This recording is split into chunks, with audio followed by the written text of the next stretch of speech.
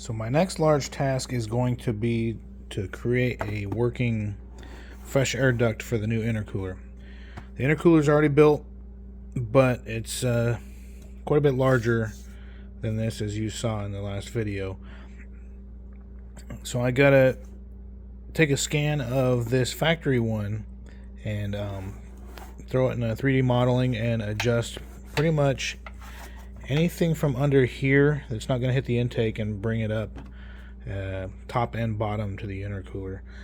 Luckily, I do have another factory one on hand to scan, so I don't have to pull this all apart and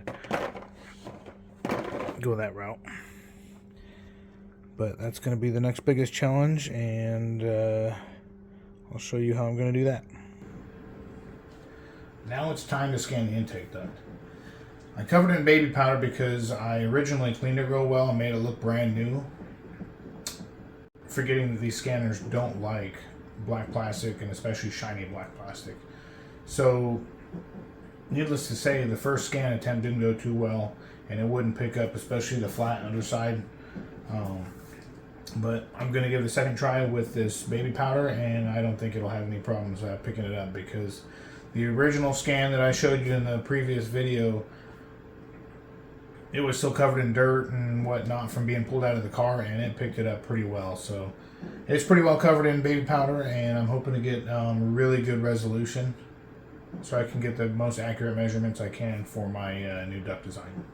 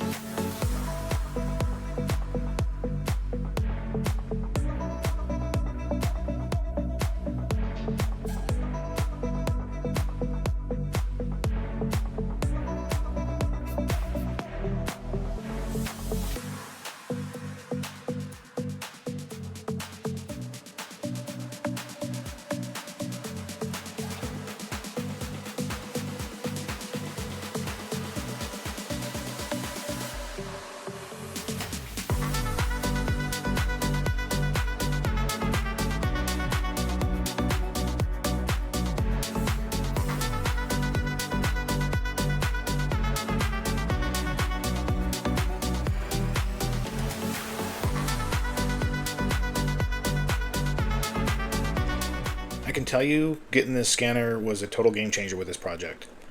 Without it, I was planning on taking the duct I got from rx7parts.com. Thank you, Kevin, for donating that and letting me reverse engineer it. I'll be giving it back pretty soon, but he was nice enough to let me borrow that so I can do this project. If it weren't for the scanner, I was just going to buy it off him and cut it up and reverse engineer it that way. But this allowed me to save the money and the destruction of a really low mileage factory part. As you saw from the quick video, it turned out really good. Only time will tell if this thing is going to be spot on as far as the dimensions go. It doesn't need to be perfect. We're not measuring thousandths of an inch here, but I can tell you just from initial fitment after printing this thing, it fits pretty good. Now, using CAD for this kind of designing is totally new to me, so I've had to learn this process. Like I mentioned before, I came from a mechanical background, and I went to school for mechanical engineering. We made, regular parts, gears and engines and valves, a lot of things like that, but I've never worked with the actual meshing and surfacing tools, so this whole scanning thing is totally new to me, and reverse engineering with surfaces and forms and whatnot. I did a quick little overview, as you saw just now, of the process I took of reverse engineering this, but I can tell you this is pretty cool how you can import everything, see how everything fits up, remove everything. I scanned just the intercooler itself. This is just the duct. This is the engine bay with the duct. You can kind of see how everything fits here. So this is pretty handy, and I'm also going to be using these scans. I'm going to use these mounting positions here to make the AST relocation kit. I do have to take another scan of the engine bay with the Auto EXE intake. That's going to be coming soon.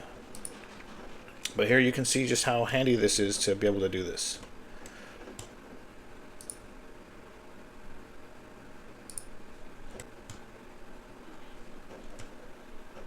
Here you can see everything fits real nice, no contact with the body. Should clear the radiator. I'll get a better scan of underneath this when I go in and scan the next set. But on the to-do list is now I have to create a bracket that is probably going to bolt from this hole to this one and then come up to the intercooler, and that's going to be the new bracket to also hold up the duct. So that's still in the works. But I'm pretty excited about how this thing came out. Let's get to the print. Here's how the duct turned out. I think it turned out pretty good. You can see it kept the main shape of the factory duct here. This is where the radiator core support comes across. And so this has to fit underneath the core support and then on top of the radiator. So that's the hardest part to recreate. My duct is a little bit larger size on the intake. It's much larger on the back, as you can see. That's just to fit the larger intercooler. I chose to omit this spot for the AC dryer. I could include that if I wanted to 3D print these. It'd be much harder to do in carbon. I am planning on giving this to the woman that's going to be doing my carbon fiber. That way she can make a mold out of it and recreate this out of carbon fiber. But for the time being, I'm going to use this to mock up in the engine bay and make sure everything fits first before I give it to her to recreate it. But overall, I'm pretty happy with the results. A little bit of learning curve with the 3D printer. This is out of PETG. That way it's just more chemical resistant for whatever she's using to make the mold. So I got a little bit of bubbling. I don't know if you can see that there. Rookie mistake there. I didn't dry the PETG. I hadn't had any problem with PETG up until this print. Same thing, you can see a little bit of rough here, some bubbling. That's no big deal because, like I said, this is just going to be used for a mold.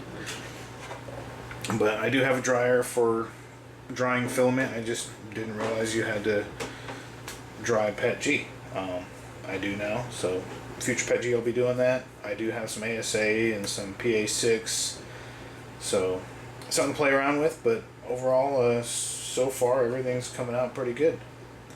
Next video I'm probably going to be showing the fitment in this engine bay, working on the brackets, like the bracket that comes across and bolts to here, and the intercooler and the AST relocation kit.